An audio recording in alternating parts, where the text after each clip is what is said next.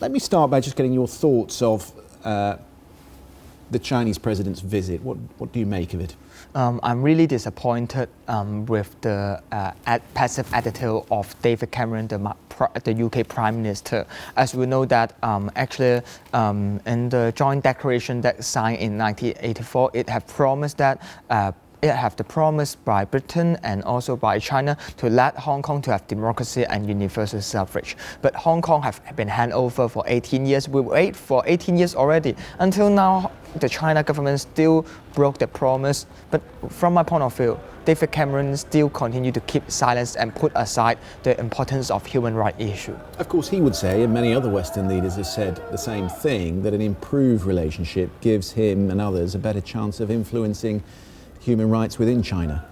Of course, it's really usual for UK government to have a stable relationship, to have more further cooperation with the presidency or to different China company. But I think the most important things that I doubt is actually how can UK continue to make more deal and cooperation with the China government that already broke the promise in the joint declaration? Because under the rule of presidency, the human rights progress is also moving backward in mainland. A lot of the activists and lawyers being arrested. And in Hong Kong, what we are facing is the core of Hong Kong or this kind of universal value, no matter the approximation of judicial independence or rule of law. This kind of thing is already continually being eroded by the China government interference. But he has spoken about this, and let's face it, there are politicians here who haven't ducked the issue when he's been here in Britain. They've talked about human rights, and the point President Xi has made is that there is human rights in China, but within a Chinese context.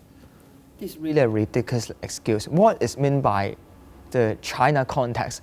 What we believe in the universal value, freedom, democracy, it should not have any this kind of unnecessary or unreasonable excuse. Just take an example, we are not really radical to force tomorrow or this year the China need to have the direct election to choose the president. But at least our minimum expectation is why Liu Xiaobo or other activists are still kept in the jail? Why the corruption in China is being more serious within these few years? And actually why they still broke the promise in the joint declaration? We are not forcing to have something that is we are really realistic. We just hope the China government to keep the promise in the joint declaration. Let's talk about last year's protests. I mean, tell people your experience. What's it been like for you since the protests? I mean, what have you faced in Hong Kong?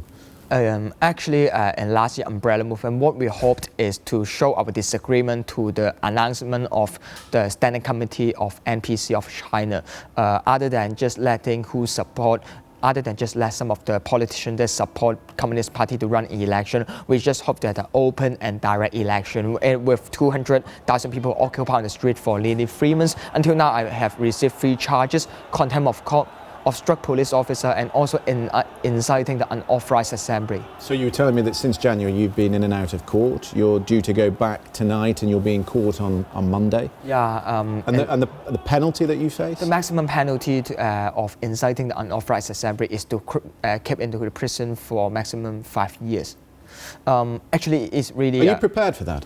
Do you expect it to happen? Being the student representative of the umbrella movement, I have already expected to pay the price. But I just think that even facing this kind of political prosecution, next year I may need to put into the jail. But I just hope to keep fight for democracy and to help to raise the general public awareness, not only Hong Kong, but also the people in UK to know that Hong Kong, being the former colony of British, we're still fighting for the promise in the joint declaration and also fight for the future. But there are some people in Hong Kong who feel disappointed. It was a fractured demonstration. There were different groups, and what came out of it was no real concrete plan. The groups didn't coalesce around one idea, and at the end of it, maybe you've pushed reform even further back. I don't think so. Hong Kong will fight for democracy since 1984 until now for more than 30 years already. What we hope to have is just the democracy, freedom, just to get a right to vote the chief executive.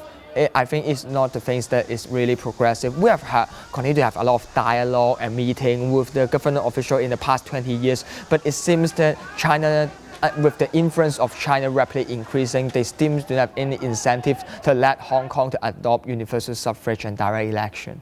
Is that why you want to go into politics?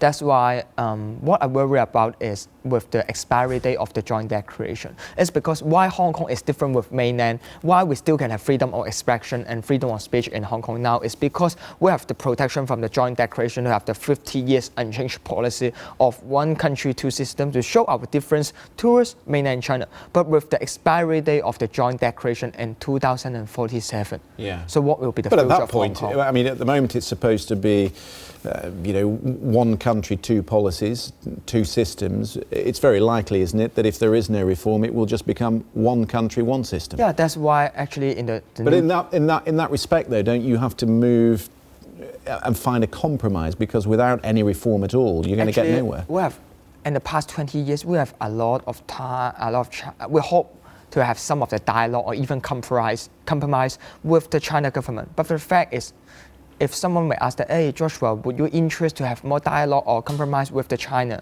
I would just say the fact is, until now, I'm still blacklisted to enter mainland China. So how can I have any dialogue or compromise with the China government that reject me to enter mainland? It's ridiculous at all. That's why I've just tried to fight for the future and to face the expiry date of joint declaration to have the demand of self-determination.